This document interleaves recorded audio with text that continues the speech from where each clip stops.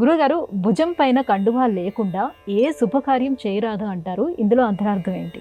భుజం కండువ, ఈ వేసుకునేటటువంటి కండువ ఉత్తరీయం రేవతి నక్షత్రానికి ప్రతీక.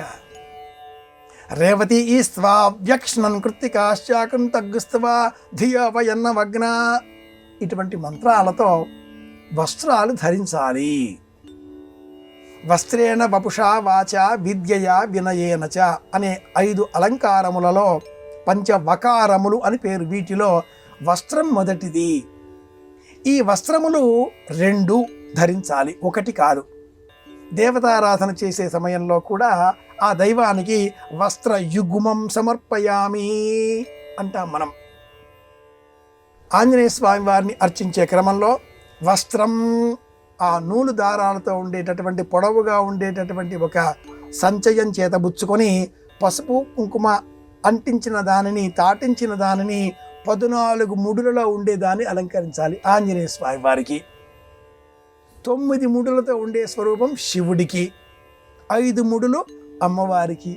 సంఖ్య ఆధునిక కాలంలో వచ్చి చేరింది. ఎలా ఉన్నా కూడా వస్త్రద్వయం, వస్త్రయుగ్మం, ఒకటి పొడవుగా ఉండేది, మరి ఒకటి చిన్నగా ఉండేది. ఈ వైపు పసుపు, ఈ వైపు కుంకుమ ఒకే ముడి మధ్యలో ఉంటుంది. కాస్త దడసరిగా ఉండే ఆ దూదికి సంబంధించిన భాగ ద్వయం వస్త్రయుగ్మం సమర్పయామి. ఎలాగో మనం కూడా ఒకే వస్త్రం ధరించి జీవితం గడపకూడదు.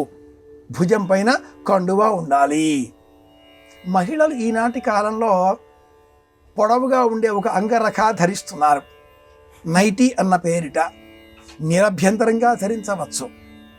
ఆ పేరులోనే రాత్రి వేళనే ధరించవలసింది అని ఉన్నప్పటికీ సౌలభ్యం కారణంగా వెసులుబాటు సులభంగా ఉంటుంది కనుక అనుకూలతను అనుసరించి ధరిస్తున్నారు. ధరించవచ్చు, ఏ దోషమూ లేదు. కానీ ఆ వస్త్రం పైన మరి ఒక వస్త్రం ఉపవస్త్రంగా ఓణీ వలె భుజం పైన ఒక తువ్వాలు వేసుకున్నా అది వస్త్రద్వయం అవుతుంది. ధర్మానికి వ్యతిరేకం కాదు.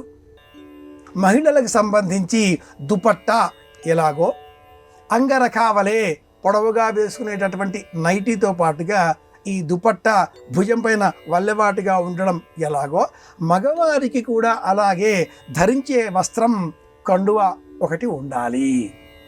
ఈ కండువ ఎడమ భుజం మీద ఉన్నది. ఇది ధర్మశాస్త్ర కర్మలు, ధర్మకర్మలు చేస్తున్నాడు అనడానికి ప్రతీక. ఈ కండువ కుడి భుజం మీద ఉన్నది, పితృకర్మలు చేస్తున్నారు అనడానికి ప్రతీక. ఈ కండువ హారం వలె గళసీమలో ధరించి ఉన్నాడు, ఇల్లాలు పక్కనే ఉన్నది అని అర్థం. ఉపవీయ దక్షిణం బాహుముద్ధరతేవ ధత్తే సవ్యమితి యజ్ఞోపవీతమే తదేవ విపరీతం ప్రాచీనాభీతగుం సంవీతం మానుషం. హారం వల వేసుకునే ఈ కండువ సంవీతము అనే ధర్మానికి ప్రతీక కనుక కండువ ఉండి తీరాలి. తమిళనాడు, కేరళ, ఇతర ప్రాంతాలలో ఈ కండువాను కుడివైపున ధరిస్తారు.